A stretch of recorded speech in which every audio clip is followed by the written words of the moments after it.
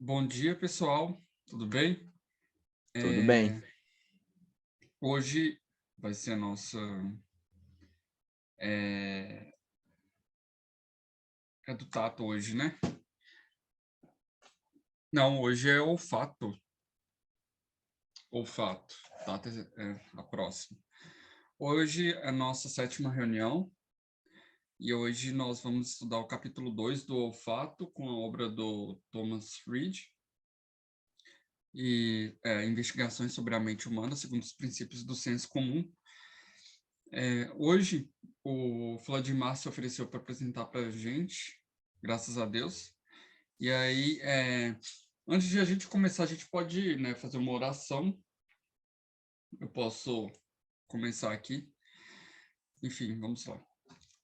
Senhor, nós viemos te agradecer por essa reunião de hoje e por essa manhã, pelos dispositivos que o Senhor nos permitiu ter para que a gente pudesse fazer essa reunião e estudar mais filosofia e o conhecimento. Que o Senhor nos ajude hoje, ilumine a nossa mente para ter uma compreensão da verdade a partir da luz da verdade e nos ajude a buscar o Senhor em tudo que nós fizermos, em nome de Jesus. Amém. Enfim, Vladimir, eu vou te passar a palavra. Qualquer coisa, você pode me chamar aí e você pode coordenar da forma como você considerar melhor, beleza? Muito obrigado. Deixa eu só... tem como compartilhar a tela aqui, que eu queria colocar minha... Opa, agora sim, vamos lá. Vamos lá, 1, 2, 3, e como é que está a visualização para vocês? Que deu Ok, certo. ok, então vamos lá.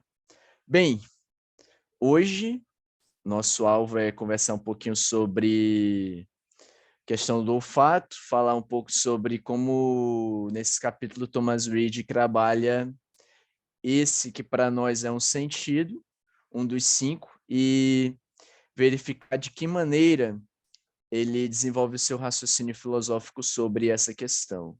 O título que eu coloquei justamente para pensar um pouco essa questão, dentro, claro, da filosofia, mas pensar também pegando um pouco de biologia, um pouco também um pouco também sobre a parte mental que envolve o olfato, para que a partir disso nós possamos entender bem de que maneira o Thomas Reid desenvolve o seu raciocínio sobre esse sentido. Enfim, como é que nós vamos proceder nessa manhã? Nós vamos proceder nessa manhã falando com essas 6 partes aqui. Olfato na natureza, plantas e animais, tipos de odores, formação do cheiro, processo cerebral que envolve um pouco. Nós vamos retomar um pouco aquilo que na primeira parte será mencionado. O juízo e a crença no processo anterior ao olfato. A formação das ideias a partir do nada. Tal fato é possível? E, por último, umas considerações finais. Creio também que, se vocês tiverem alguma pergunta, alguma contribuição, fiquem à vontade para fazê-lo, que aí nós vamos pensando a questão do olfato ao longo do processo. Mas eu acredito que hoje, em relação à palestra, à fala anterior que fiz, acredito que hoje nós prosseguiremos de um modo mais rápido. Enfim, começando um pouco, para entender a questão do olfato, nós precisamos entender um pouco a questão externa. Primeiro, a questão da pirâmide nasal, da narina e do septo nasal, que é, claro, esse órgão externo onde o olfato se desenvolve. Mas a questão é, isso aqui é um processo que internamente vai, e eu vou apresentar isso depois, internamente vai ocorrer dentro de uma forma como se houvesse um dispositivo que, em sua parte externa, se configurasse pela presença do nariz, pirâmide nasal, narino, septo nasal, e na parte interna, em uma determinada parte do cérebro onde a parte nasal será desenvolvida. E aí, é claro, a produção do olfato, temos aqui uma visualização. O processo ele começa muito por aqui, no nariz, começa no nariz, e aí, claro, parte externa. Aí nós vamos para as células olfatórias, e aí dentro da região do nervo olfatório, nós temos isso aqui. Temos a localização da célula olfatória, do epitélio olfatório, do muco, dos cílios, e é importante compreender isso justamente por essa explicação aqui. O corpo humano ele é capaz de perceber entre 2.000 a 4.000 odores diferentes, e aí existem dois tipos de substâncias que nós classificamos. Algumas são substâncias odoras, em que nós conseguimos perceber o cheiro, outras não. Por que isso? Porque simplesmente em uma verificação, algumas houve essa verificação, como, por exemplo, o vigro. O vigro seria uma substância inodora, enquanto outras, como uma flor, por exemplo, seria uma substância odora.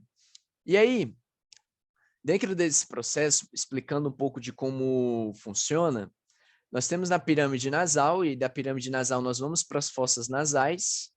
Essas fossas nasais, são as narinas e o espaço existente no seu interior. Esses buraquinhos aqui que o nosso nariz tem seriam as fossas nasais, e entre essas fossas nós temos o septo nasal, que é essa cartilagem aqui que separa as duas fossas nasais. Aí, passando pelas fossas nasais, vamos para o epitélio nasal, que é onde se localizam as partículas que provocam cheiro, que eu apontei aqui, inclusive, essa região do nervo olfatório. E aí, passando delas,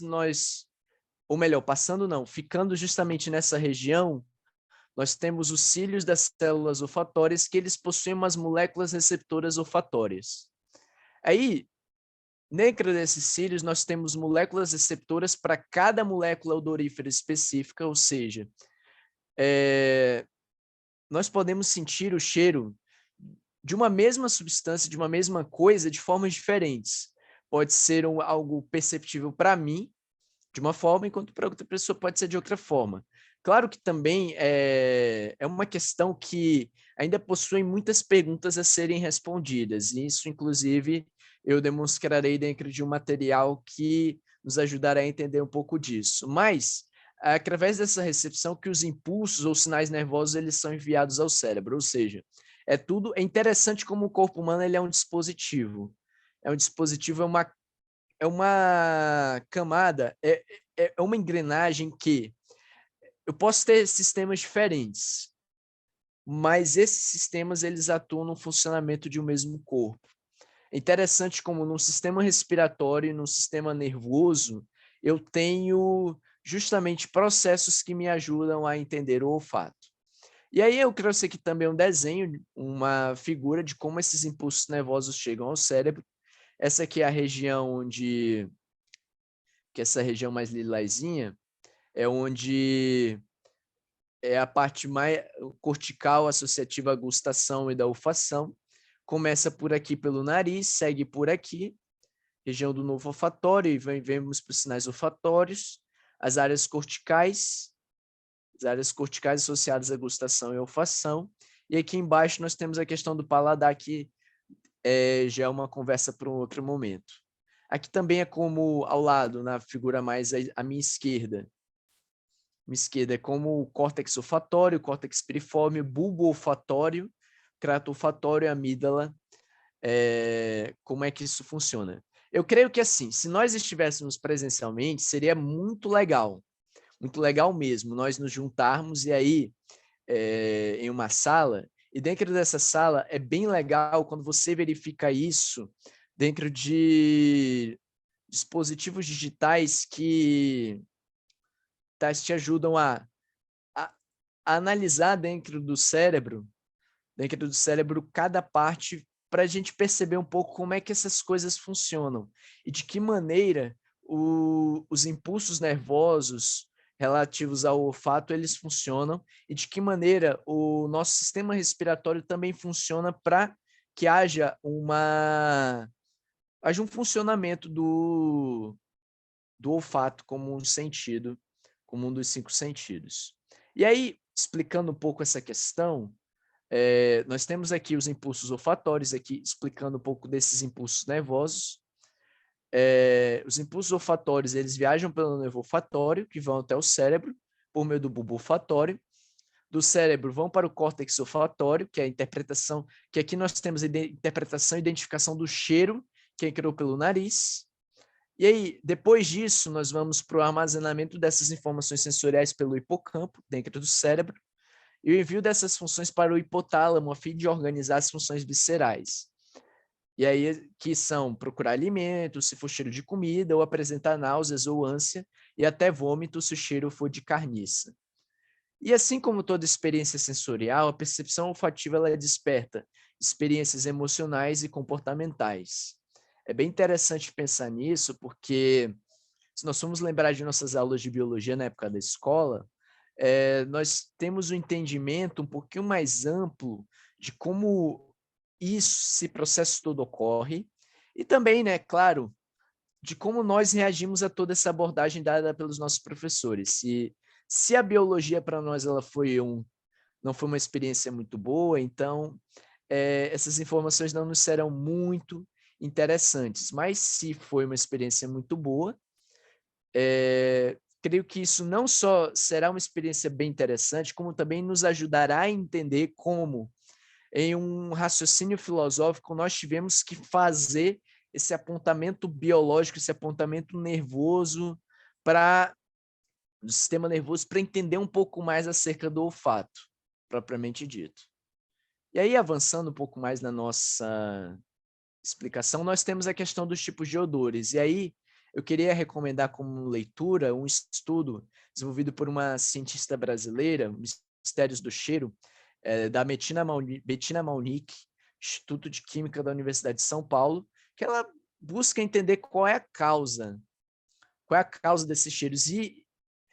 E ela, juntamente com seus pares, estão desenvolvendo um estudo nesse sentido, e é muito interessante o quanto que ela partiu, ao longo de seus estudos, por inúmeros caminhos para entender algo que nos parece ser tão simples, mas que, se formos analisar internamente, e se formos analisar só a questão do olfato, abrange inúmeras questões e é um processo extremamente complexo para entender. Então, a partir disso, eu quero deixar para vocês essa leitura para que vocês possam ver como é que uma cientista brasileira, juntamente com seus pares, juntamente com outros cientistas de outros locais do mundo, estão entendendo essa questão do olfato, do cheiro, propriamente dito, dentro do corpo humano.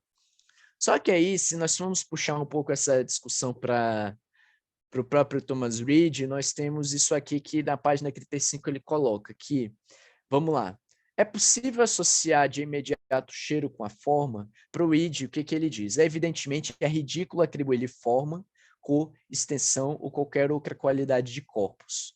Ele não pode atribuir-lhe lugar, tampouco pode conceber que tenha algum tipo de existência apenas quando é cheirado.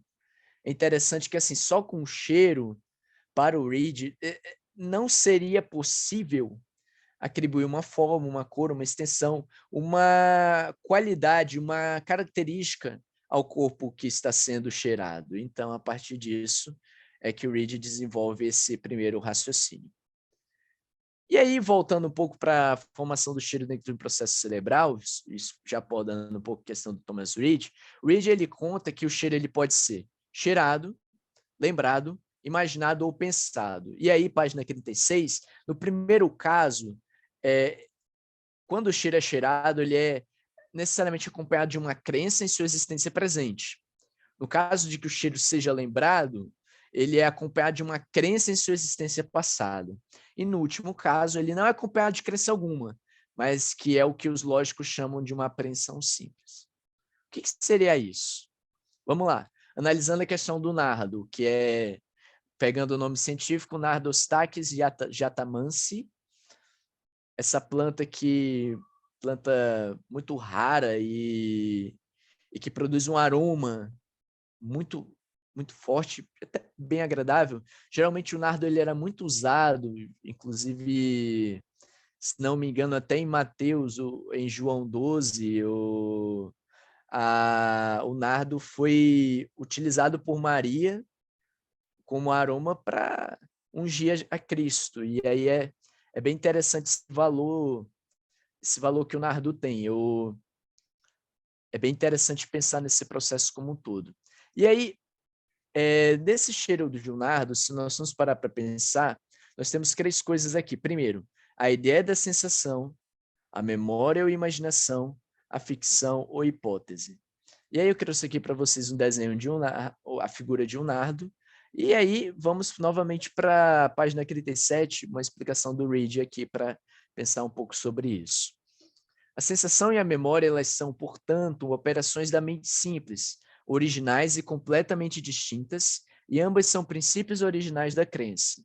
Essa sensação, ela implica a existência presente de seu objeto, a memória, sua existência passada, mas a imaginação, ela vê seu objeto na e sem qualquer crença em sua existência ou inexistência, portanto, o que as escolas denominam apreensão simples. Por exemplo, essa questão de juízo e da crença no processo anterior ao fato, nós podemos dizer que a apreensão simples ela é realizada pela resolução e análise de um juízo natural e original, ao invés de afirmar que a crença ou conhecimento é obtido pela junção e comparação de apreensões simples. Por exemplo, vou citar o meu caso aqui para exemplificar isso. Eu sou uma pessoa que, de acordo com a foto aqui, eu sou um sujeito que eu não gosto muito de banana. E só o cheiro da banana já me causa um certo desconforto. Não, e aí eu vou citar um outro exemplo meu, vou puxar para uns 9, quase 12 anos atrás, eu estava em Fortaleza, e aí os meus pais, juntamente com meu saudoso avô, meus irmãos, nós fomos para um restaurante de frutos do mar. E aí a comida que nos seria servida é a comida de um caranguejo. Só que pelo cheiro da comida, eu já comecei a passar mal. E pedi, olha, eu tenho que sair daqui. Esse cheiro está me fazendo mal, está me causando desconforto. E aí, interessante que eu tive que deixar lá um bom tempo o local, me afastei para sentir um pouco aquela questão do cheiro do mar, porque o cheiro do caranguejo já estava me causando muito desconforto.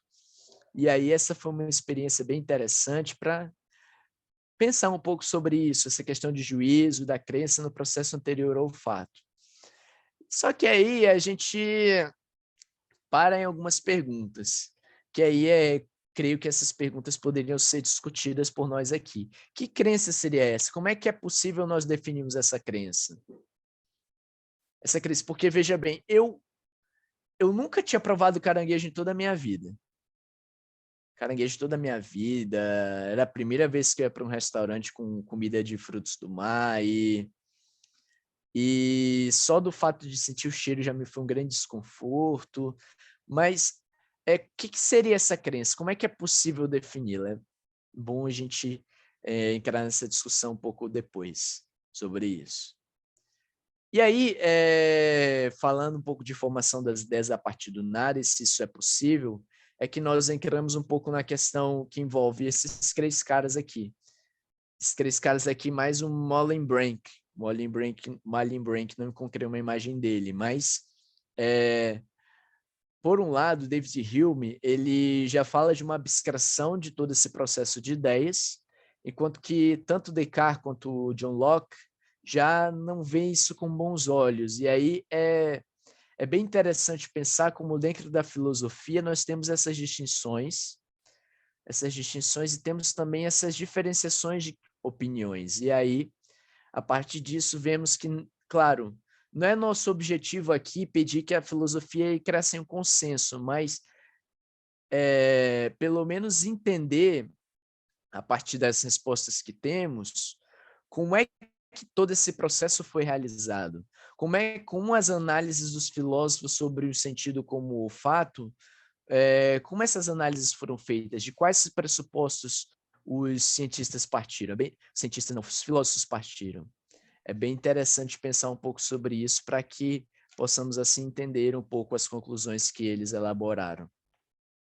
E aí, prosseguindo sobre a questão do odor, o odor seria, no caso, pode ser uma sensação, um sentimento, uma impressão na mente. E aí, pegando o exemplo aqui da criança cheirando uma rosa, podemos destacar também dentro da fala do próprio Thomas Reid que um pouco de experiência vai fazer com que essa criança, com a pessoa, descubra que o nariz é o órgão desse sentido e que o ar ou alguma coisa ao meio dele. Por exemplo, vamos lá, no cheiro da rosa, eu tenho uma sensação perceptível, que ela pode ser existente na mente ou no ser senciente. Eu tenho poder, qualidade ou virtude na rosa ou nos eflúvios procedentes dela, e tem uma existência permanente, independente da mente, produz uma sensação em si, que pode variar em graus de pessoa para pessoa. E aí a gente entra naquela questão dos 2000 ou 4000 odores, que que foi concluída pelos cientistas a partir de seus estudos. E aí, para a gente finalizar um pouco essa nossa rápida fala, nós temos aqui que, segundo o Reid, na edição de 2013 das investigações sobre a mente humana segundo os princípios do senso comum, nós temos a seguinte fala: a relação que a sensação do olfato tem com a memória e com a imaginação do cheiro e com a mente ou sujeito é comum a todas as nossas sensações e, de fato, a todas as operações da mente.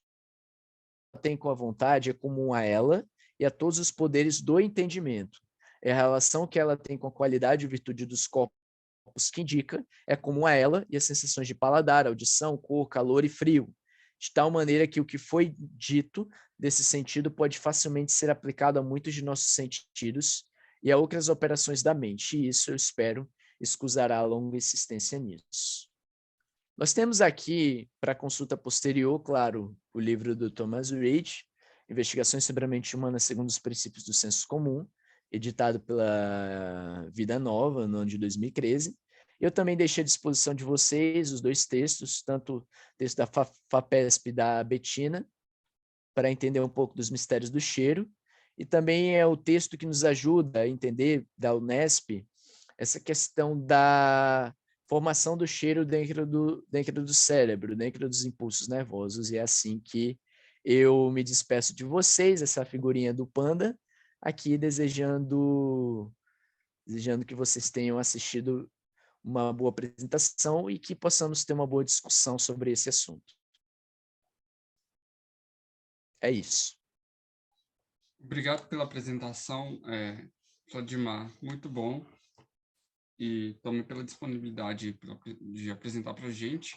A gente pode abrir a conversa, momentos para dialogar e tal sobre o tema. E até lembrando as perguntas que o próprio Vladimir acho que colocou aí na apresentação, né? Uma era sobre o que é crença e qual que era a outra? Como é possível definir essa crença? Aqui, deixa eu posicionar bem aqui. Eu tirei do slide, vamos lá, só verificar. É o que é crença e como é possível defini-la. Slide 11. Também para a gente pensar um pouco nesse processo do olfato, né? Para como é que isso foi analisado. Claro, eu só peguei aqui, me aprofundei só na análise do Thomas Reid. Eu não sei como outros filósofos pensaram esse processo, mas é bem interessante ver como é que o Thomas Reid raciocinou acerca disso e de que maneira ele desenvolveu as suas conclusões sobre esse assunto. Entendi.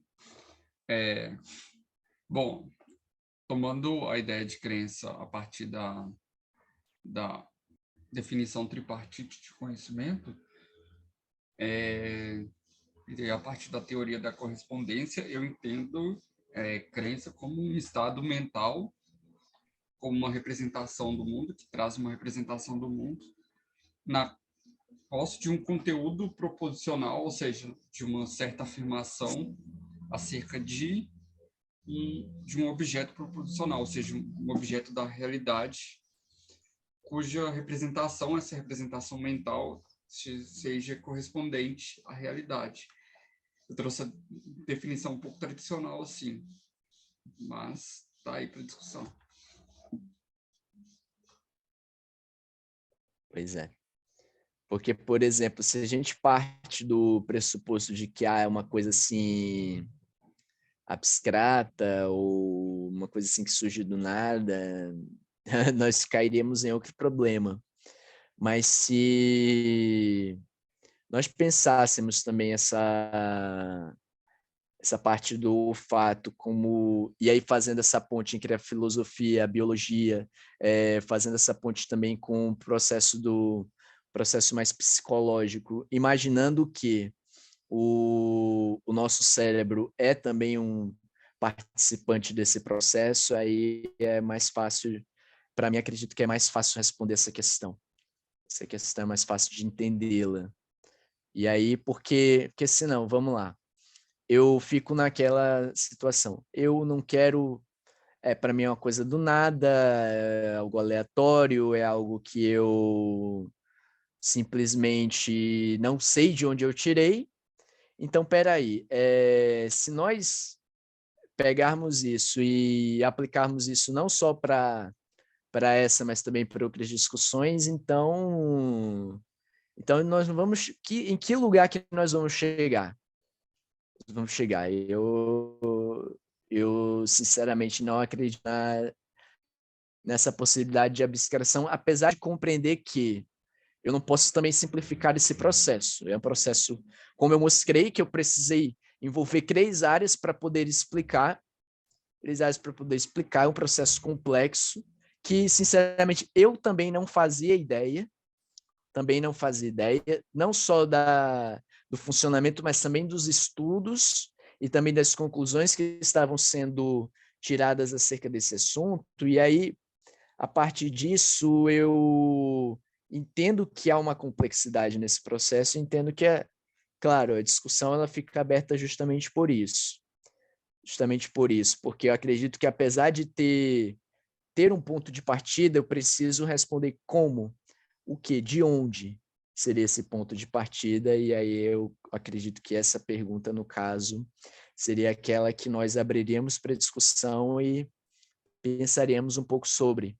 E aí, se possível, né, sem querer bater o martelo, pegando outros filósofos, outros cientistas, para ver se houve alguma diferenciação, se houve algo distinto encontrado, porque vamos lá, eu peguei dois estudos, um voltado mais para a parte do cérebro, o outro voltado mais para a parte do olfato. Mas será que eu tenho mais estudos relacionados a isso? Pela minha rápida pesquisa, eu encontrei esses dois foram as minhas fontes agradáveis, mais agradáveis. Mas será que eu teria algo a mais? E aí é claro, o estudo vai abrindo, a discussão também se abre para essa situação aí. É bem complexo. Em tese, então, acho que você não acreditaria na teoria das ideias inatas, né? Eu, pelo menos, eu acredito que não. Pode ser que talvez eu, ao analisar mais a coisa como um todo, possa entender um pouco mais essa situação, possa abstrair um pouco, ter outras respostas, mas eu acredito que não, mas eu fico com aquela situação. Para mim, seria um pouco cedo para bater o martelo. Bater o martelo e dizer, é isso aqui. Para mim, é uma discussão que ainda está muito em aberto. Eu tendo mais para um lado, mas tenho que fazer o contraponto para verificar de que maneira essa discussão vai ser abordada e também tem uma outra coisa que eu penso assim um pouco. Será que para mim bater o martelo seria bom? Eu já não tenho tanta certeza disso, por mais que eu já tenha os meus ditos preconceitos, pegando no sentido da palavra, conceitos prévios sobre essa situação e que me ajudaram a desenvolver essa apresentação. Mas eu gostaria de ouvi-los para a gente conversar um pouco sobre e entender um pouco mais essa situação do olfato. Você estava falando da questão da bibliografia sobre o tema. Não sei se esse que dá BC2, essa obra, Mentes, Cérebros, Almas e Deus, do Malcolm Jeeves. Eu não sei se tem a ver com o tema, né? Porque eu nunca li, mas talvez tenha relação, porque está trabalhando com a questão da neurociência e da discussão sobre a mente, o cérebro, enfim. Verdade. Eu acho que essa questão dos sentidos seria uma conversa que, querendo ou não, ter alguém da neurociência, alguém da biologia para conversar seria bom, para fazer uma ponte, né, entre a filosofia, a neurociência e a biologia, e aí ver pelo menos se nós conseguimos caminhar um pouco mais, abrir mais o campo de discussão para ver que conclusões nós vamos chegar, quais as evidências que nós temos, o que já foi encontrado até agora, as opiniões do Reid, elas se sustentariam, não se sustentariam, se o Reid fosse colocado em contraponto com outros filósofos atuais que abordaram essa questão, será que isso permaneceria? Enfim, sinceramente falando, eu acredito nessa possibilidade também. Eu tô naquela do já e do ainda não.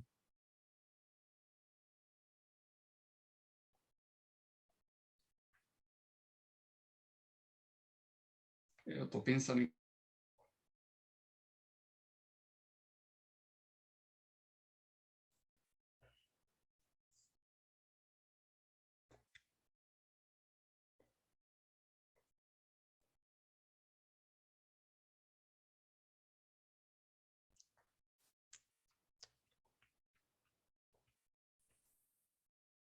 Bom, já que o Thiago está raciocinando ainda. Bom, Fladimar, parabéns pela apresentação. Só queria ver sua consideração sobre um ponto que me chamou a atenção no texto do Reid, é o fato de ele ter gastado boa parte do capítulo falando não tanto do olfato em si, mas fazendo uma análise a partir do olfato. E o olfato ficou um pouco de lado no processo. Às vezes ele dedicava mais de uma sessão falando sobre outras considerações que provavelmente vão se repetir ao longo da obra, como ele mesmo coloca na página 52, que vai voltar a esse assunto depois. Mas a minha questão é o ponto que ele parte, né, dos princípios do senso comum.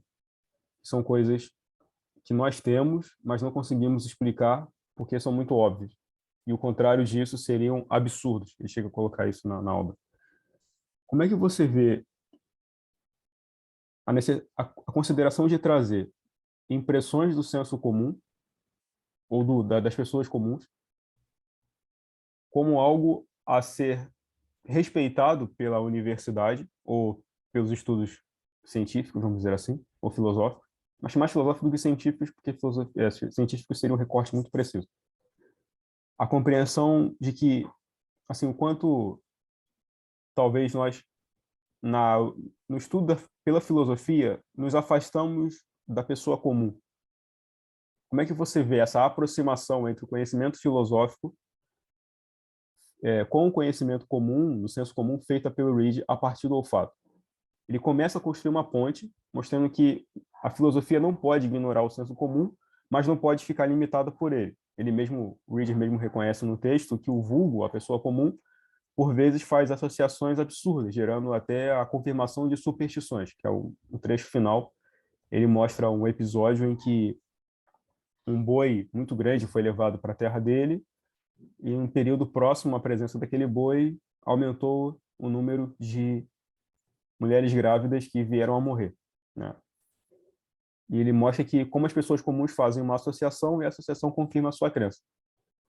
Então, a partir mesmo do olfato, que é o objeto da atenção dele, o quanto nós ainda podemos preservar do conhecimento comum, do senso comum, e o quanto as dúvidas que a filosofia levanta devem nos afastar um pouco disso. Como chegar a esse meio termo? O Reid está tentando construir uma ponte entre eles. Mas o quão próximo eles podem ficar ou não a partir do olfato como um sentido que muitas vezes nos engana. Como você mesmo colocou a sua experiência. É algo simples, né? Na escala de prioridade dos sentidos, o olfato é para o Reid o menos importante. Embora a partir dele vai fazendo sua construção, do simples para o complexo. Como é que você avalia isso? A partir mesmo do olfato, quer dizer, então não estou aqui preocupado que você dê uma resposta complexa e intrincada, mas partindo do simples.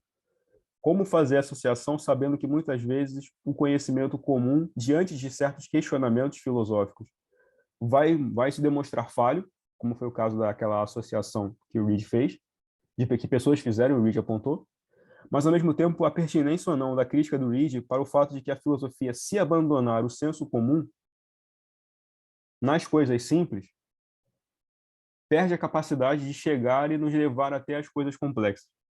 Porque fica um mundo complexo, é um outro mundo, e o mundo das pessoas comuns vivem, gerando uma dissociação, como ele já brincou várias vezes no texto. Se você vai pegar um punhado de neve, ou, sei lá, uma pedra quente, e coloca na sua mão, o filósofo pode levantar dúvidas até para saber se aquela pedra existe. E a pessoa comum vai dizer, olha, como é que eu posso negar se eu estou botando a mão numa pedra? Então, não dá para confiar cegamente em nenhum dos dois. Mas como, a partir do simples, fazer a filosofia se aproximar, e de que maneira se aproximar desse conhecimento comum, do senso comum, que tem princípios que, como ele colocou, se nós negarmos, podemos viver no mundo dos absurdos, que é um dos apontamentos que ele faz, inclusive, sobre o David Hume, já que a realidade não existe, é apenas um conjunto de impressões e ideias em sucessão. Como você avalia isso? Vamos lá. É uma questão muito interessante, Pedro, porque, de fato, eu concordo contigo quando tu fala que ele realmente, sobre a questão do fato, ele não desenvolve muitas explicações. Primeiramente, ele começa a abordagem, mas depois ele se preocupa com outros pontos. Isso, de fato, também foi um processo que, para mim, por isso que eu precisei partir um pouco para neurociência, para biologia, para ver de que maneira eu podia dialogar com ambas as coisas. E aí, para desenvolver essa apresentação. Essa questão, vamos lá, pegando um pouco do senso comum e um pouco do conhecimento mais acadêmico, filosófico da coisa como um todo. Vamos lá. Essa é uma questão que, para mim, pessoalmente falando, eu estou mais tendencioso a pensar que, assim, por mais que eu tenha um desenvolvimento de isso aqui é senso comum, isso aqui é conhecimento acadêmico, eu me preocupo um pouco com a separação de ambas as coisas, dessa coisa da caixinha. Isso para mim é algo um pouco mais preocupante, por mais que eu compreenda que isso daí, esses processos são justamente para uma tentativa de facilitar ambas as coisas. Então, para mim, porque justamente ao ter esse tipo de abordagem, eu posso ter uma abordagem mais favorável a um em detrimento de outra. Isso, para mim, seria mais tentador a fazer.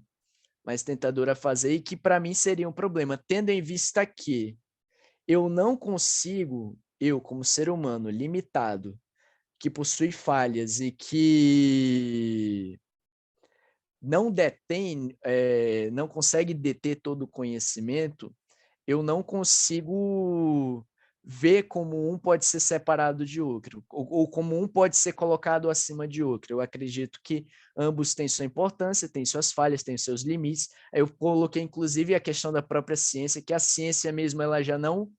Esses estudos científicos aí chegaram ao limite, eles não conseguiram partir daqui para frente em sua análise, de que há um mundo de coisas ainda a se descobrir. Então, dessa mesma forma, apesar de compreender que há estudos, compreender que esses estudos partiram de um método, foram desenvolvidos, eles também até o momento, possuem os seus limites. E, claro, o senso comum pode também nos ajudar, a ter essa impressão. A tentar desenvolver e tentar até explicar um pouco mais questões que, às vezes, no âmbito acadêmico eu posso ter alguma outra dificuldade. Então, eu acredito na seguinte situação, e isso é uma resposta, isso é meramente uma opinião que eu vou dizer agora. Estou fazendo aquilo que eu disse anteriormente em relação a esse tema, que é o quê? Eu não quero bater o martelo. Por que que eu não quero bater o martelo? Eu não quero bater o martelo porque eu ainda não tenho evidências para mim de que eu posso fazer isso. Eu ainda preciso fazer uma análise que me dê boas evidências e que me possa ter boas conclusões, claro, sem necessariamente descartar. E aí, por isso que, para mim, e aí já concluo a minha fala dizendo, eu tenho que partir para análise, eu tenho que, ao formular as minhas respostas, não só sobre essa, mas até sobre outras áreas também, eu acredito que eu tenho que analisar uma questão por um bom número de frentes que eu conseguir. Frentes que eu conseguir, que eu puder analisar para que justamente eu possa entender bem essa questão. Porque, vamos lá, às vezes, ao analisar um processo, eu tento, como eu fiz na questão da filosofia, eu chegava numa pergunta que, às vezes, dentro do processo do Reed, eu não conseguia responder e eu tinha que partir para uma outra área, tentando fazer uma ponte entre ambas as coisas. E isso, para mim, me facilitou um pouco mais, mas, como eu disse anteriormente, não me deu a possibilidade ainda de bater o martelo. De fato, Pedro, é uma boa pergunta, é uma boa discussão e o senso comum, ele não pode ser totalmente descartado, ele possui seus limites, assim como o conhecimento acadêmico, e em um mundo ideal, ambas as coisas estariam dialogando. E por isso que, para mim, já finalizando com essa frase, para mim, eu prefiro não ficar. Eu prefiro entender ambas as coisas como conhecimento. Se esse conhecimento vai partir de um âmbito ou de outro, ok. Mas tentando dialogar ambas as coisas para construir boas evidências e chegar assim a boas conclusões. É como eu vejo a tua questão, como eu vejo a tua fala e de fato, dá uma boa discussão a partir disso.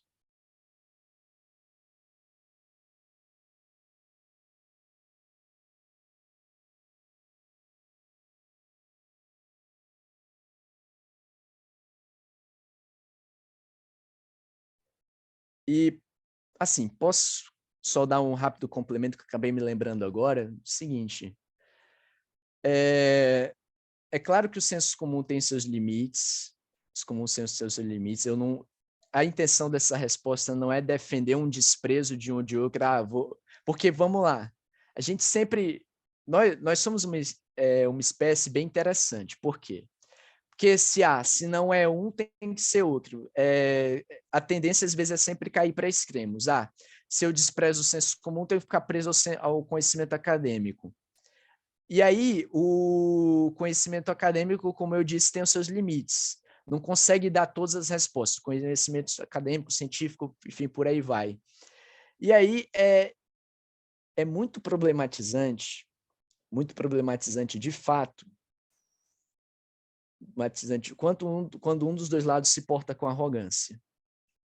Com arrogância e despreza o outro lado. E aí, claro, a gente vai trabalhar na construção de pontes, vai querer descartar as evidências, os pontos que são problemáticos no meio disso tudo, no meio das descobertas que vamos tendo. Mas uma coisa que nos é colocada na teoria, no âmbito acadêmico, e que em alguns momentos, não posso dizer por muitas pessoas porque seria injusto falar isso, e que em alguns momentos é colocada uma postura acadêmica como se fosse uma postura arrogante, nós temos um problema aí.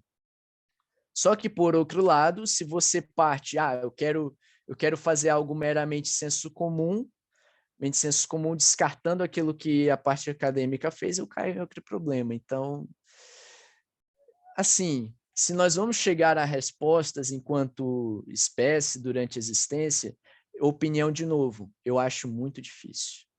Sou muito pessimista com essa análise, porque ambos os lados do senso comum e da acadêmica como geral, não estou nem pegando pessoas, porque eu acredito que tem pessoas que conseguem atravessar entre um âmbito e outro, mas como ambientes eu não vejo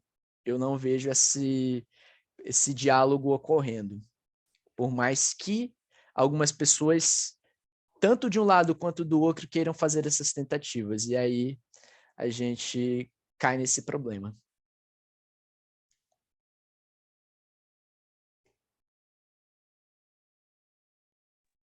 Tem a questão, né, do cientificismo nesse meio, né, que às vezes não, muitas vezes despreza o senso comum, só que esse cientificismo, e não desprezando a ciência, enfim, mas existe isso, e muitas das vezes a pessoa está baseada em um monte de premissas já construídas a partir de certas perspectivas, e ela simplesmente toma aquilo que ela fala como ciência, como verdade, nem porque ela baseou isso numa experiência direta da realidade, mas só porque ela fez um curso na academia. Que é a questão do título, né? Do título acadêmico. Eu sou acadêmico, então tudo que eu falar é verdade. Isso eu já vi dentro de sala de aula, hein? Fazendo estágio, já vi gente falando isso. Então, acho que está nessa posição, enfim, já comprova uma verdade. Mas isso aí já é um extremo da questão do título acadêmico. Mas tem muita gente que realmente acha que a ciência ela é suficiente para definir a verdade. Isso aí é quase uma espécie de positivismo moderno, né? E acho que a ciência é a detentora do conhecimento da verdade. Mas é um grande problema e existem questões que a própria ciência não pode responder. E que eu acho que também o senso comum não pode responder, né? Acho que a ciência se fundamenta no senso comum, mas o senso comum também não é suficiente para encontrar todas as respostas para várias questões filosóficas e e as questões últimas, né? Embora a partir do senso comum se estruture a ciência, etc. Realmente é uma discussão muito complexa. Talvez um realismo direto seja um problema, né? A gente tem que ter outro fundamento para a epistemologia, uma discussão maior, mais profunda sobre a questão da epistemologia, né? De fato. E olha, eu dando duas contribuições rápidas. Isso daí que tu falaste, Thiago, é muito bem. Entra naquilo, eu estava uma vez ouvindo uma palestra antes de chegar aqui na ABC, dois cientistas, os dois ateus, o Sérgio Sacani e o Marcelo Gleisi. Eu ouvi da boca do Gleisi a seguinte coisa, que a ciência ela tem os seus limites.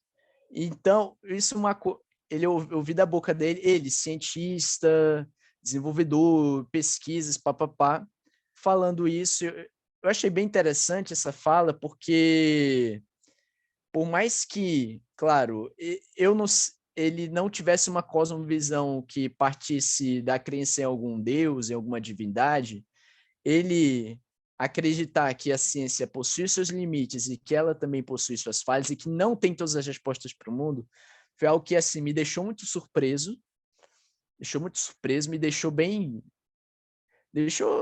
curioso para entender o que o motivou a dar essa resposta. Mas, enfim, é bem interessante isso, porque, de fato, a gente estaria dando algo, tentando fazer um julgamento mais justo à ciência. A ciência tem os seus pontos positivos, ela possui a sua validade, mas ela não consegue dar todas as respostas para o mundo. Não consegue. Isso não consegue, porque senão a gente daria um peso para a ciência que ela não pode suportar. Não pode suportar e só faria com que nós ficássemos caindo entre esses dois extremos. E aí eu acho que, assim, para toda essa fala que o Pedro disse, e falou muito bem também, e aí dando novamente só um pitaco mesmo, eu fico mais com aquela questão que o Jordan Peterson desenvolve na regra 6 do 12 Regras para a Vida.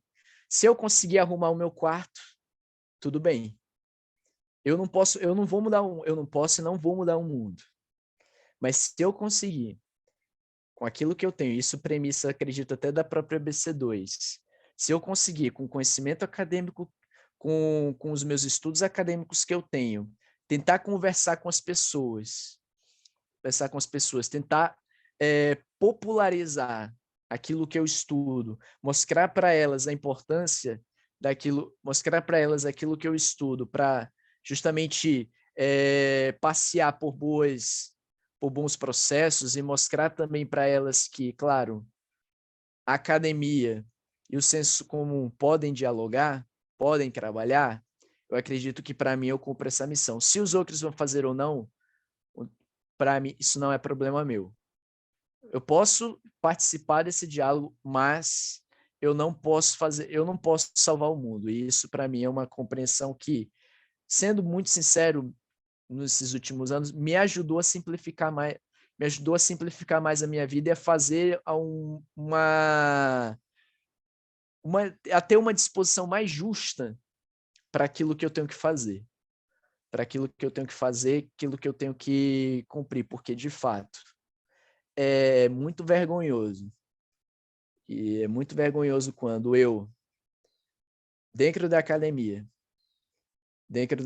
me porto com arrogância, me porto com desprezo em relação às pessoas, porque vou ser muito sincero aqui também.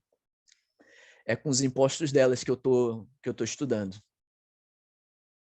É com o dinheiro suado de trabalhador, de gente que está lá pagando imposto, é que eu consigo ter recurso, é que a minha universidade tem recurso para me estudar. E para mim isso é se eu me portasse dessa maneira, seria uma vergonha para mim. Uma vergonha para mim. Uma vergonha para mim me portar com arrogância, me portar como alguém superior às pessoas propriamente ditas, porque são elas que estão bancando o meu estudo universitário.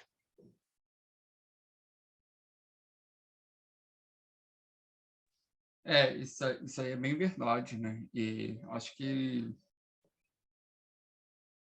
ter um senso de que na academia a gente está também a serviço da sociedade, serviço das pessoas, né? E acho que a academia tem muito a aprender ainda sobre isso. A gente ainda existe muita arrogância ainda no meio acadêmico sobre essas discussões e tal, e por isso muitas das vezes ela acaba criando uma torre de marfim, uma separação muito radical assim da sociedade, da realidade comum das pessoas. Realmente.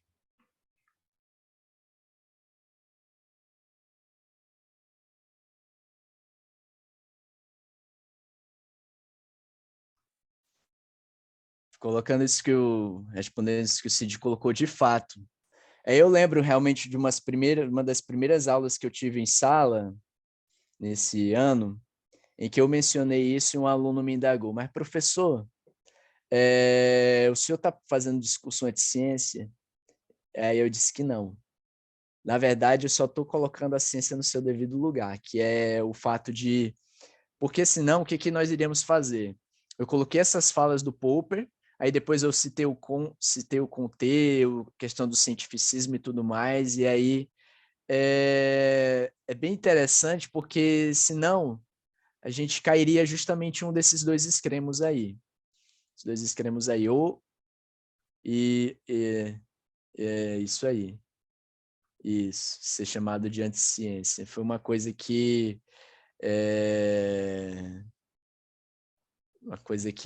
já vi algumas pessoas sofrerem disso. Só que sendo que, na verdade, é só um mero questionamento, entendimento do método, ver de que pressuposto se partiu e tudo mais. E, claro, não quero aqui dizer que a ciência é descartável, né? Nenhum de nós, na verdade, mas é entender que a ciência que ela não possui a perfeição que algumas pessoas atribuem a ela e tudo mais. Essa é a questão, né? E aí eu acho que principalmente nesse contexto atual, em que tudo ficou muito politizado, é igual como senso comum. No senso comum tem muitos problemas, assim. Não é suficiente definir apenas o conhecimento da verdade a partir meramente do senso comum.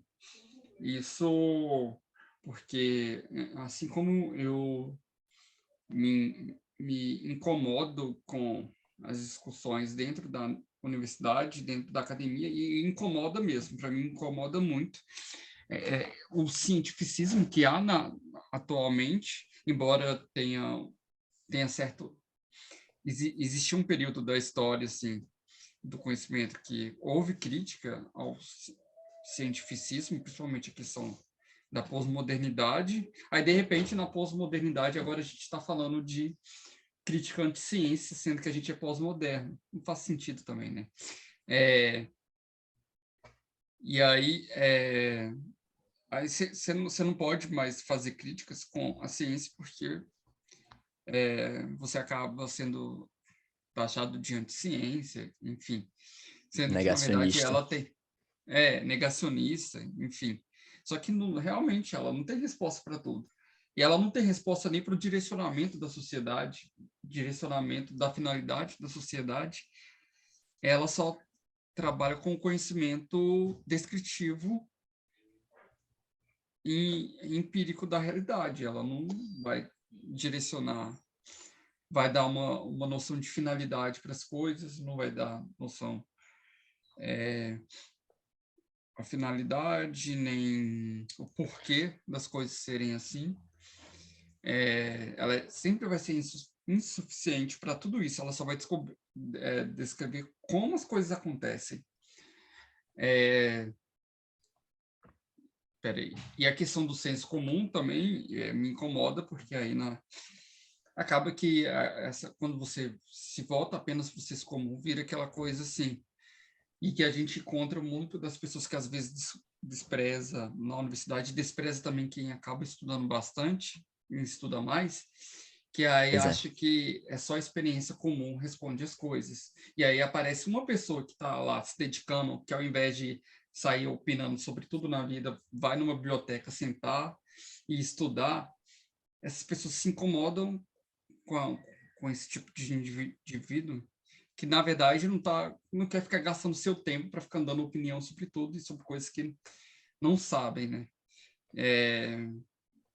E isso também realmente é um outro extremo dessa discussão, que realmente, assim, também é uma outra realidade.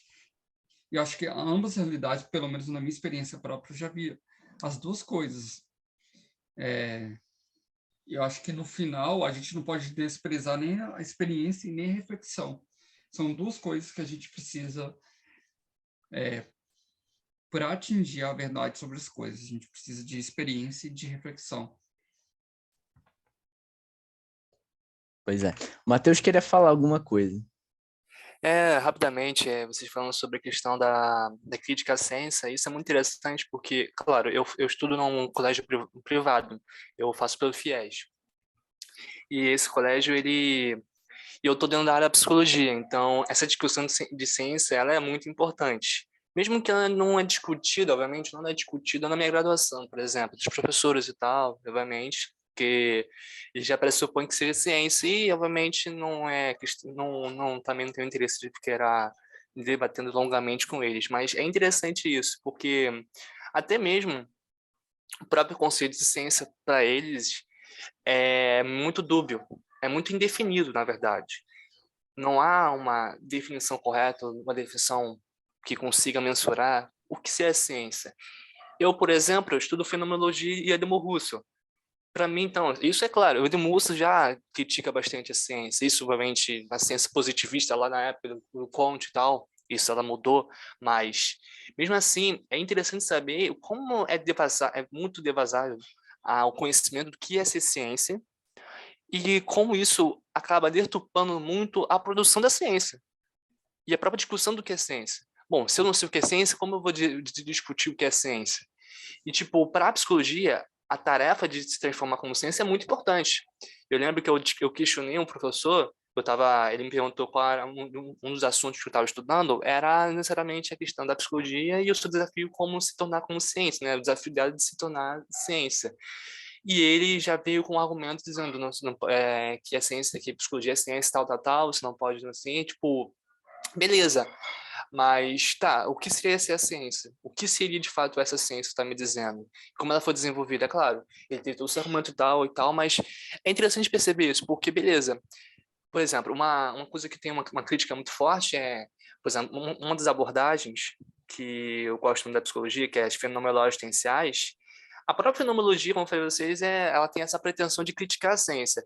Mas você percebe que as próprias abordagens, elas, nossa, quando ler o Edmund Husserl, se quer ler o Edmund Husserl, você vê que é muito deturpado, muito diferente, tipo, eles pouco mesmo entendem o que Edmund Husserl falou e o que era a fenomenologia, sabe? Se você, por exemplo, ler Carl Rogers, o Friedrich Peterson, a Gestalterapia, se a pudesse entrar na pessoa, esses caras que se dizeram que estudaram a fenomenologia, pouco falam da fenomenologia como propriamente dita. Se eu, por exemplo, lendo o livro do Edmund Husserl, vejo que pouco foram buscar.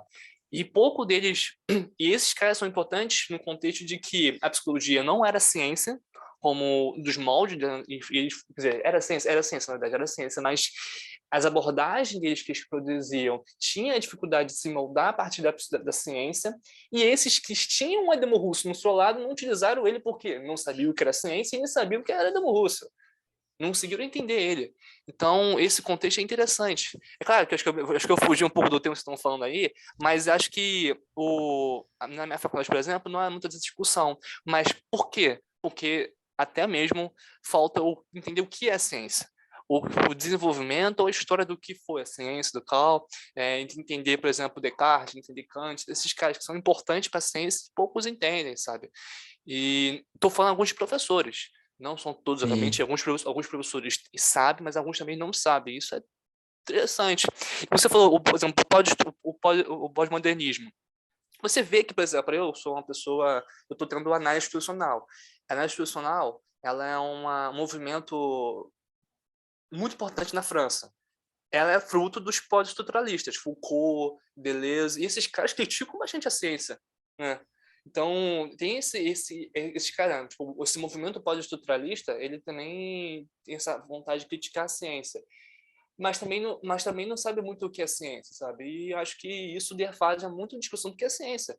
E, consequentemente, você não vai dizer para que, até onde vai a ciência, qual é a área dela, entende? Então, acho que tendo essa devasagem de entender o que é ciência, deturpa completamente o debate. Verdade, Matheus. Eu acho que a gente tem que ver um ponto de revisão geral, que é um processo que tem acontecido desde o fim da Idade Média e a modernidade, que é o fundamento das coisas e como a nossa vida é organizada a partir disso. Porque até a Idade Média, os seres humanos, pelo menos no Ocidente aqui, o Oriente estava parado no seu modo de ser, que ainda continua muito parecido, depois teve os seus impactos quando começou a conversar com o Ocidente. Embora o universo deles seja mais panteísta e diferente do nosso. aqui a influência do cristianismo e do judaísmo e depois do islamismo também trouxe mudanças significativas. Mas um dos pontos que a antiguidade tinha de superior ao nosso período é a capacidade de entender que o ser humano está mergulhado em uma realidade complexa e que é preciso uma fonte significativa de conhecimentos diversos para chegar a um conhecimento mais aprofundado das coisas. E eles não tinham dificuldade em dialogar com grupos divergentes, partindo do seguinte: nós estamos inseridos nesse mundo. Para além desse mundo, existe algo que chamavam de divino, e que era compartilhado por muitos povos. Não se trata aqui de discutir se concordam ou não com isso, mas a entender que o sistema era esse, deles. Não é assim, um cristão vai conversar, um cristão italiano vai conversar com um islâmico, no começo do islamismo ainda, né? Um árabe na área, que tem outras crenças, em outros deuses ou entidades, o que for. Eles conseguiam entender que essa estrutura de vida, de que o ser humano está inserido em algo maior, e está em diálogo com essa coisa maior, que é esse mundo vasto, e que além desse mundo existem coisas que ultrapassam o nosso conhecimento, que seria o universo espiritual, produziu um dos mais elevados desenvolvimentos do conhecimento humano na história, porque o ser humano não estava preocupado em ficar definindo as coisas antes de entender o que está acontecendo e de se abrir a possibilidade de que existam coisas que vão além do nosso conhecimento. Mas quando houve a mudança dessa vasta antiguidade, desde os tempos imemoriais para a modernidade, o ser humano rompeu com isso e estabeleceu que o eu, seja um eu individualista, que é um desdobramento, ou um eu coletivista, que é a sobreposição de superinstituições, que na verdade é um amontoado de gente que estabelece pressupostos, paradigmas, aos quais todos os demais devem se submeter, colocaram ainda o eu humano, seja esse eu de novo, individualista ou coletivista, como ponto de partida de tudo. Então a gente passou a ter uma relação com o mundo não direta, como está proposta pelo senso comum do Reid, que na verdade não tem novidade nenhuma ali. É só uma reorganização. É uma crítica que ele faz, eu acho pertinente trazer aqui até para o nosso tempo. Nós deixamos de buscar o conhecimento, ou buscar conhecer as coisas, e depois, óbvio, nós precisamos dos preconceitos, nós precisamos daquilo que já foi produzido de conhecimento, porque ninguém vai ficar descobrindo tudo do nada o tempo inteiro. Mas primeiro a gente vai em contato com os objetos ou com os fenômenos, depois nós retornamos e fazemos as comparações entre as nossas impressões, as nossas ideias, o que nós achamos, com aquilo que outras pessoas já vêm discutindo. E compreendemos que a necessidade de criarmos sistemas e meios ou ferramentas e métodos de apreensão e de compreensão dessa realidade. E aí nós temos diferentes tipos de áreas, mas todas elas sempre partindo de um eu. É o ser humano e a sua capacidade de enxergar é que define o que é real e o que não é real. Só que o que o Reid está mostrando é que esse conhecimento deixou de ser imediato e depois levado à reflexão para ser um processo inverso. A própria filosofia, como se perde nas coisas simples, deixou de ser o produto de uma reflexão sobre um conhecimento bruto obtido na interação com a realidade. A filosofia, em essência, é a reflexão. Você tem o desejo de descobrir, mas compreende que é preciso refletir sobre o que foi descoberto. Não é uma apreensão geral que o vulgo se acostuma e que gera, como você colocou, Vladimir, uma segurança para o vulgo. Ou seja, a ignorância tem a sua vantagem. O que eu sei, não preciso ficar me preocupando em saber mais, porque vai gerar mais dúvidas. Por outro lado, aquele que se entrega para o conhecimento se perde, tira os pés do chão e começa a se perder nesse mundo. E esse é um dos problemas da modernidade. Nós deixamos de buscar o conhecimento direto e depois levar a reflexão para fazer o inverso. Nós já partimos para a realidade tomados pelos nossos compromissos filosóficos e sobrepomos os compromissos ao conhecimento da realidade. E essa mudança destrói a filosofia, porque você não está em busca da reflexão e é aberto a uma possibilidade de desconhecer, que são os novos limites da ciência contra o cientificismo. Eu não posso explicar tudo porque isso é óbvio. Quando é que na antiguidade apareceram pessoas dizendo que tinham todas as respostas? Nem os gregos, nem os romanos, nem os árabes, nem mesmo os cristãos escolares que se perderam em muitas discussões que para nós são inúteis, mas eles foram ao limite. E cada vez que eles avançavam em novos limites, ou chegavam a novos limites do conhecimento, se deparavam com fatos que tinham mais coisas para descobrir e eles se entregavam. É um mistério, é algo além. Eu não vou conseguir explicar, Deus sabe. Com respostas boas ou ruins, mas colocando que existe algo além de nós. Só que a modernidade rompeu com isso. e nós caímos num engodo, que é inverter a ordem das coisas. A filosofia não está entre nós o conhecimento, ela está conosco em busca do conhecimento. E a filosofia eu digo aqui para abranger mais o conhecimento científico, o conhecimento teológico, o conhecimento de outras áreas, de humanas, que são um pouco diferentes da metodologia científica tradicional. Mas, em todo caso, nós queremos uma segurança para não darmos o braço a torcer de que existem coisas que ultrapassam a expectativa humana, que é a abertura, por exemplo, para o sagrado, ou para o divino, para o além. Não existe. Enquanto o ser humano não se libertar disso, e é uma questão pessoal, é uma decisão, todo o nosso processo, de toda a nossa produção de conhecimento será fadada a buscarmos novas formas de alienação. Mesmo que seja uma alienação que seja capaz de explicar boa parte do universo, porque a gente está em busca de segurança. E aí a discussão, que eu termino, né? Aquela discussão que o Thiago levantou da pós-modernidade, como existem diferentes formas de conhecimento. Muitas vezes você vai conversar com quem que segue essa linha mais pós-moderna, é o seguinte, existem diferentes formas de saber e que ninguém tem a palavra final. Não é relativismo, dizer que todo mundo está certo, mas ninguém tem o direito de dizer que um é melhor que o outro, porque não tem fundamento para isso. Só que isso é uma contradição. Porque haverá momentos em que haverá expressões de produção de conhecimento humanas que vão querer destruir as outras. E a primeira coisa que vai se levantar é não pode. Mas por que não pode? Porque, no fundo, alguém não quer. Antes, nós tínhamos um contato com o divino.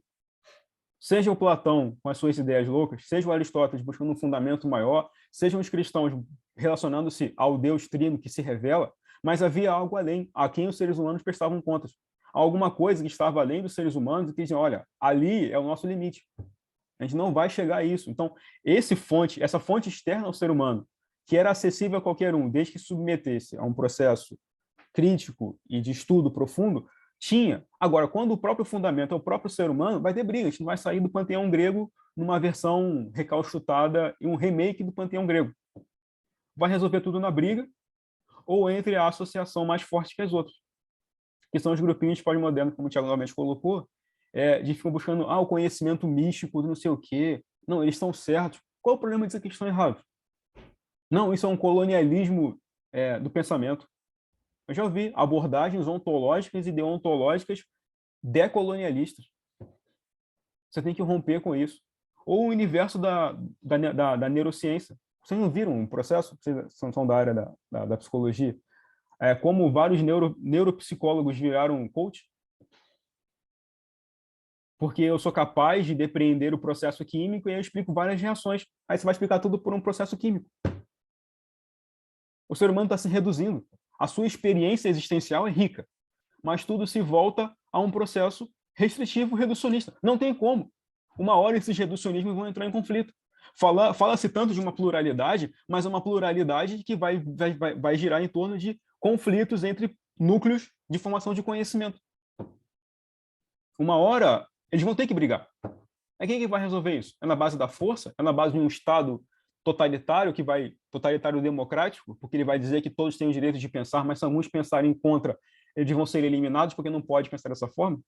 Será que eu não posso dizer para um zen budista que ele está errado? Assim como eu posso falar para um cientificista que ele esteja errado? Como é que eles podem coexistir sem que haja uma possibilidade de algo além? E aceitar isso, pelo menos. Então a gente se perdeu não por falta de conhecimento. A gente se perdeu com tanto conhecimento produzido, mas achou que o ser humano era aquele que poderia seria a pedra angular de toda a existência. Só que não dá. Porque a gente vai ter que olhar para o lado em algum momento.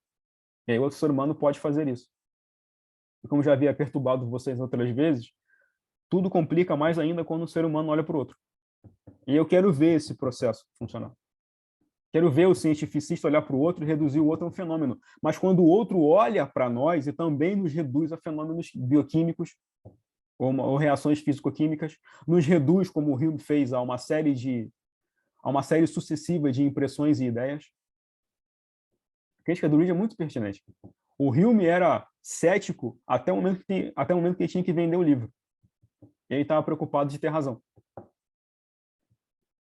O que é ter razão? É só uma impressão. O Hume é uma farsa. Então, o Reid consegue atacar o Hume, não demonstrando que o Hume fez errado, Mas apenas se o ponto de partida for a filosofia e não a realidade, a filosofia morre. E vira uma coisa absurda. Tanto é que o vulgo não consegue entender. Mas se o vulgo não entende, qual é o propósito de conhecer as coisas? Eu não vou ter ninguém para explicar. Aí o conhecimento morre. É como o Cid colocou, é o eu cogito. Só que tem vários eus que formam. E uma hora esses vão ter que conversar. Se não conversarem, bom, vão ter que conversar. E o mundo vai ter novos desafios, novas brigas que vamos enfrentar daqui para frente.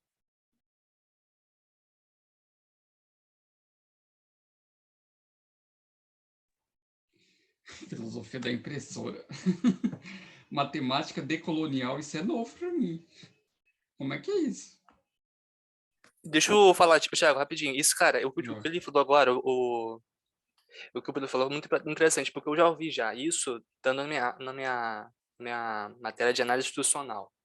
Acho que não sei se a professora ou tem alguma coisa do tipo, ou desse contexto desse movimento pró-estruturalista, diz que as ciências naturais queria colonializar as ciências humanas. É claro, esse debate todo das ciências humanas e ciências e tal, e que isso entendia como as ciências naturais como se fosse inimiga, sabe? E uma vez tem aquela, não sei se vocês já viram já, a palestra do Rodolfo Amorim, falando sobre positivos, falando sobre questão das ciências humanas contra as ciências naturais e tal. E você percebe que há uma tentativa brusca de não ter contato qualquer com as ciências naturais. Isso só sai prejudicando as próprias ciências humanas. Entendeu? Se você não entender que existe um pouco assim, de verdade nas ciências naturais, as ciências humanas também acabam sendo prejudicadas. Então, eu até esqueci, eu até falei outra coisa que eu esqueci agora, mas continuei. Talvez eu possa te lembrar depois. Mas é muito interessante o que você falou, Pedro, verdade.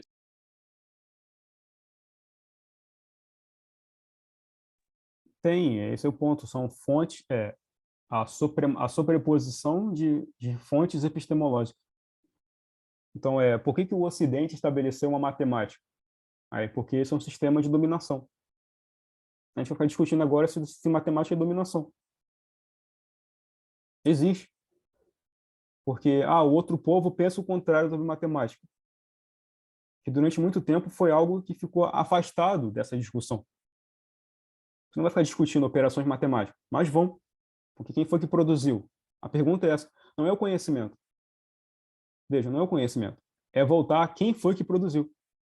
Quem produziu foi um homem europeu branco. Tudo bem, mas a matemática não está discutindo o sujeito.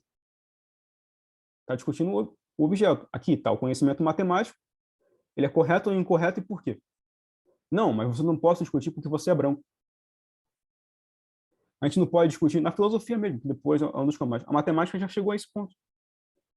Hoje no Brasil, já pegando discussões externas, é uma matemática preta. O que tem matemática preta? Eu não sei. Eu sou filho de mestiço. Eu sou mestiço porque minha família tem preto e branco. E até a parte branca é mestiço. Eu não sei como é que eu vou conseguir produzir. No meu caso, eu vou ter que procurar uma matemática miscigenada? Talvez. Agora, como é que eu vou conseguir produzir isso? Eu não sei, porque eu mal consigo entender a matemática normal dos brancos. Como é que eu vou entender a matemática do preto em surgimento? Ele vai me dar uma outra proposição lógica, diferente daquela que já foi descoberta? Vamos precisar que apareça um Aristóteles preto? Preto não racista, não favorável à escravidão? Porque o Aristóteles era favorável à escravidão. Aí vai ter que anular o cara. Veja, o ser humano hoje está perdido. Está perdido tendo razão. Está perdido com excesso de informações. Ele não sabe para onde ir. Porque o mundo dele é o seu próprio umbigo. E vejam como as pessoas têm se voltado para a espiritualidade. Por quê? Porque é inato no ser humano. A busca de algo além de si mesmo. Só que ele vai com um ímpeto religioso muito forte. Só que carrega as marcas do seu tempo nessa busca. E ao fazer a busca, a faz com compromissos outros, rompendo com metodologia, rompendo com uma série de coisas. E vira uma fé cega. Por incrível que pareça, o excesso de informações está reforçando uma espécie de fideísmo acrítico. Eu tenho que aderir porque isso é bonito. Porque gera uma experiência sensorial muito boa. Nós somos agentes racionais que tentaram modular sua própria paixão. Eu preciso amar o mundo, preciso amar o outro. Eu não posso colocar uma crítica ao outro. Ah, porque ele chamou o quadrado de círculo. Ah, mas convenhamos, é porque a gente foi formado por uma herança imperialista dizendo que o círculo é quadrado, mas eles podem chamar diferente, porque é uma outra maneira de ver o mundo. E aí vem a crítica do Reed. Se eu pegar um punhado de neve, ou se eu tacar a mão no fogo, eu vou me queimar ou não? A resposta é simples, é sim ou não? Sim. Ah, não, mas você é um homem branco, você não pode dizer isso. Chupa. Tem esse óbvio aqui? Como é que vocês querem que nós cheguemos às considerações complexas da realidade se nas simples nós não conseguimos entrar em acordo? A gente vai lembrar, conhecimento não se faz sozinho. Se faz de seres humanos em acordo, em uma base comum.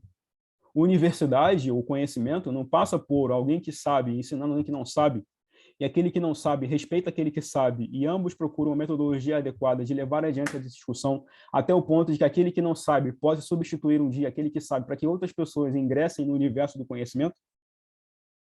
Agora, se os dois estão numa briga ou numa disputa de narrativas, essa palavra é horrível, narrativa para lá, narrativa para cá, o conhecimento não tem narrativa, a realidade está aí. Ela não se sujeita à narrativa, ela é o que é, complexa, intrincada, difícil, e que ultrapassa o nosso conhecimento. Vamos trocar, de novo, a busca bruta do conhecimento e depois o seu refinamento com a filosofia, ou vamos colocar a filosofia como os óculos com um novo coração por meio do qual interpretamos a realidade? Aí vamos ficar com brigas de filosofias. Perde a filosofia, perde a ciência nos seus diferentes momentos, perde a humanidade porque os seres humanos não conseguem mais conversar um com o outro. E se perde o diálogo, perde o conhecimento. Formam-se bolhas, e das bolhas nós voltamos para aquele processo. Por incrível que pareça, em pleno século XXI, nós vamos virar cosplay dos seres humanos no seu estado mais primitivo, que era a briga tribal. E na briga tribal, a narrativa que prevalecia é aquela da tribo que venceu, óbvio. Mas ainda depende, né? Porque a tribo que venceu pode ter valores morais de respeitar o que aconteceu do outro. Ou não. Os gregos dominavam e guardavam e preservavam, como Alexandre preservava em sua biblioteca, conhecimento dos povos que eram conquistados.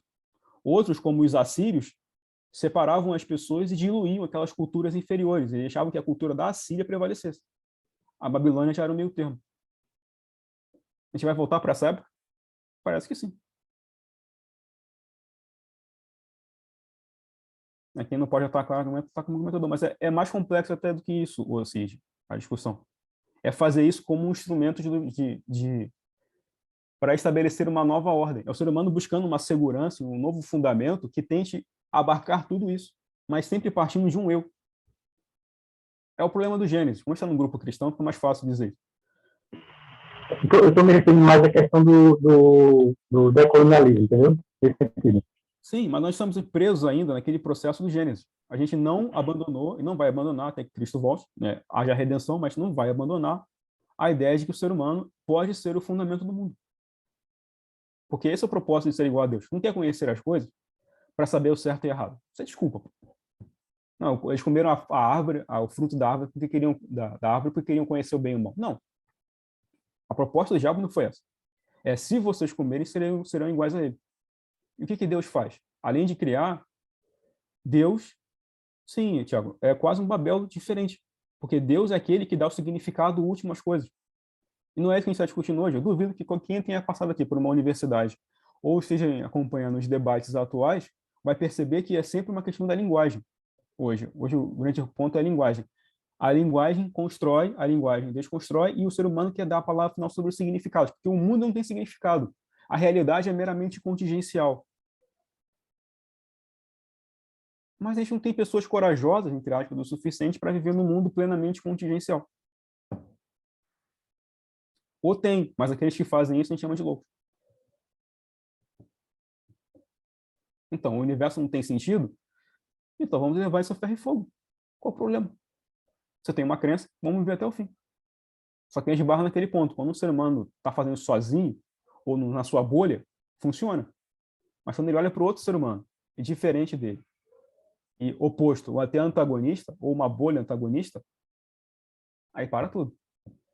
E a gente volta para aquele conflitos tribais dos tempos imemoriais da humanidade. Isso é avanço ou retrocesso? Nenhum nem outro. É o ser humano girando em torno do problema do Gênesis até hoje. E no qual não vai se libertar sozinho. E o pior é que a igreja já participou disso.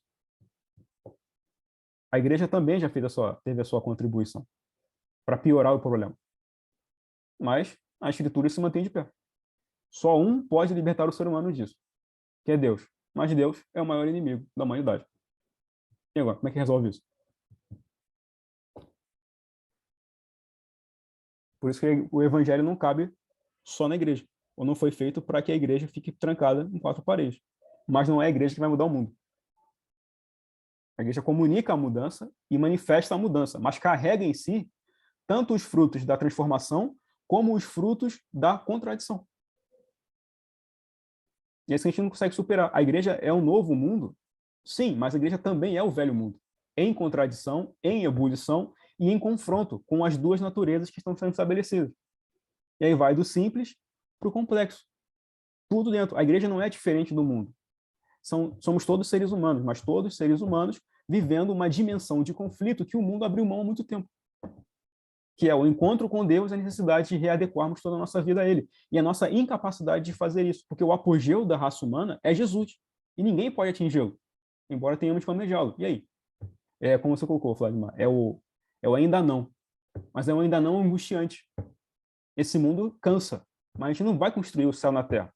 Mas precisamos recuperar simbolismos, coisas que os antigos tinham, que gerou a ex-estabilidade. E o fruto dessa estabilidade, a modernidade consumiu, mas não colocou alguma coisa no lugar que seja tão grande quanto o que recebeu na antiguidade.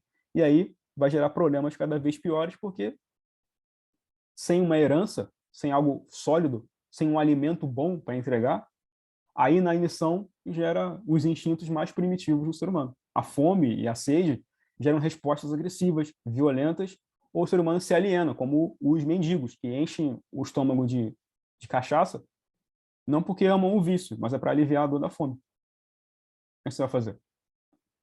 Tenta discutir com o mendigo, que está cheio de cachaça nas ideias porque está morrendo de fome e não tem o que comer. É como o mundo está hoje. Só que tem alimento disponível, mas não quer. E está viciado em ficar iludido pela cachaça porque não vai dar a mão a Deus. E aí está complicado o nosso mundo. São os nossos conflitos.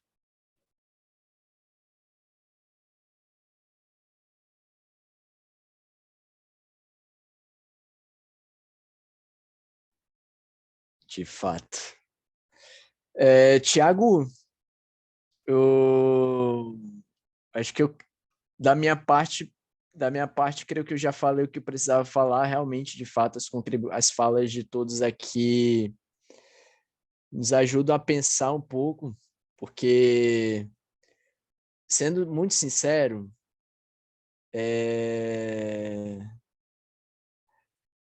infelizmente, tudo isso que foi falado é verdade.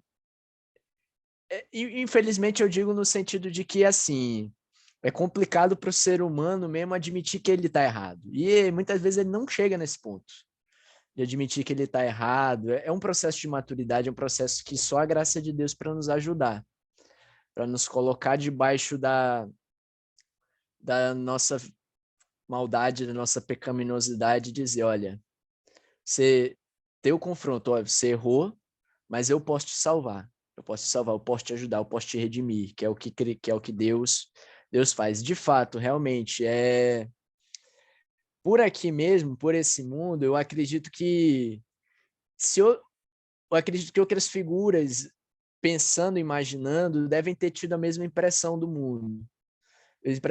Assim, ao olhar para Cristo, olhar para Deus e ver toda essa degradação que esse mundo está tendo, toda essa degradação, e pensar, cara, a gente fica rodando, como o Pedro me mencionou, rodando na mesma situação.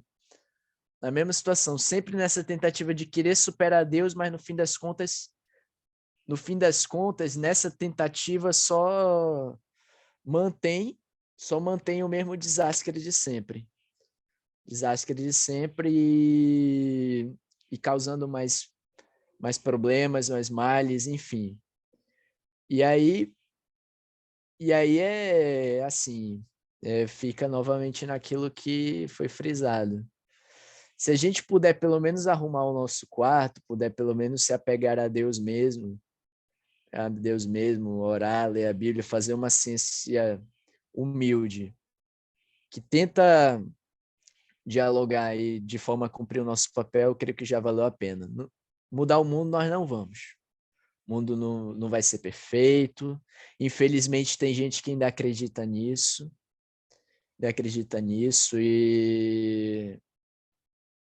E que ainda quer se apegar ao seu dito Deus, mas ainda acredita numa ilusão de que o mundo vai ser um We Are The World. Não esquece, o We Are The World só funciona, só é nessa música, só é na música mesmo, porque no mundo que temos, o We Are The World já é carta fora do baralho. Mas é isso, pessoal. Eu acredito que se nós pelo menos nos fizermos aquilo que temos que fazer, a gente passa dessa vida dizendo as palavras de Paulo, né? Combatendo o bom combate, completando a carreira, guardando a fé. Eu acredito que se nós dissermos essa palavra na nossa vida, como o apóstolo Paulo disse com o sentimento de que Deus, por meio de nós, cumpriu aquilo que ele tinha de fazer, com o propósito que ele tem para as nossas vidas, a nossa existência fez sentido.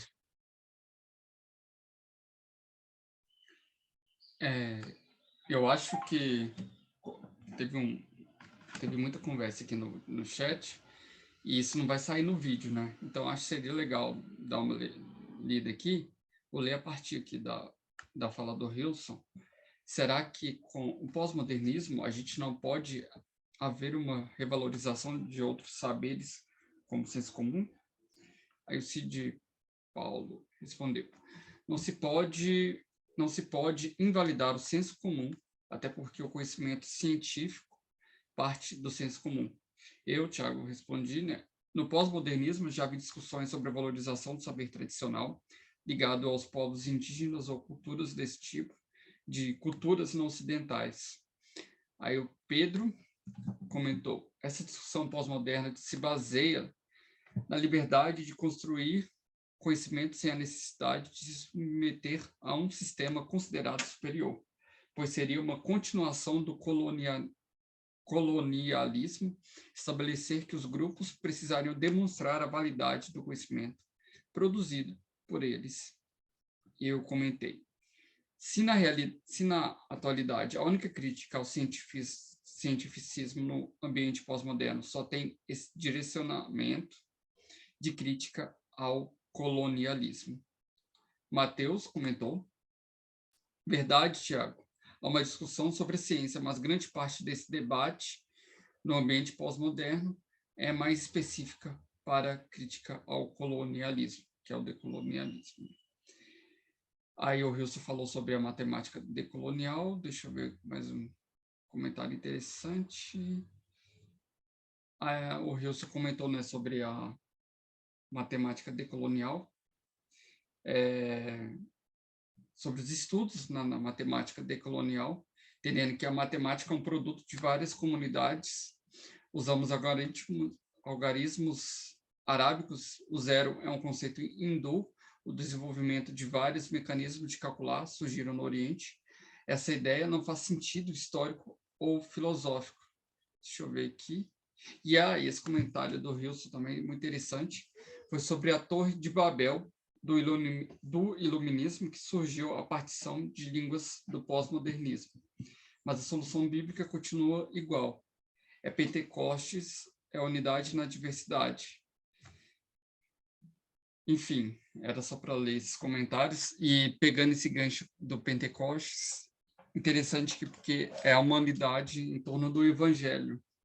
É apenas o Evangelho de Cristo que permite essa unidade, quando todas as coisas convergem para a glória de Deus e não para a glória do homem, porque é quando o homem se coloca no centro por um amor de si mesmo que cria essa Babel, né?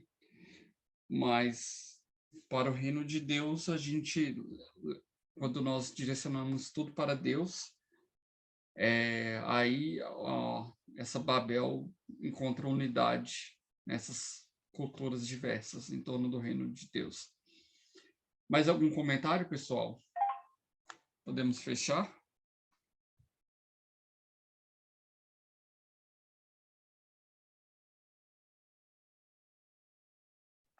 Certo. Então, bom, agradeço a participação de todo mundo, agradeço a apresentação sobre o Vladimir. Nossa próxima reunião vai ter que ser adiada, porque não vai ser poder ser sábado que vem, que eu acho que está marcada para sábado que vem, mas sábado que vem tem a conferência da ABC2, então a gente vai remarcar. Enfim, bom final de semana para vocês, fiquem com Deus e até a nossa próxima reunião.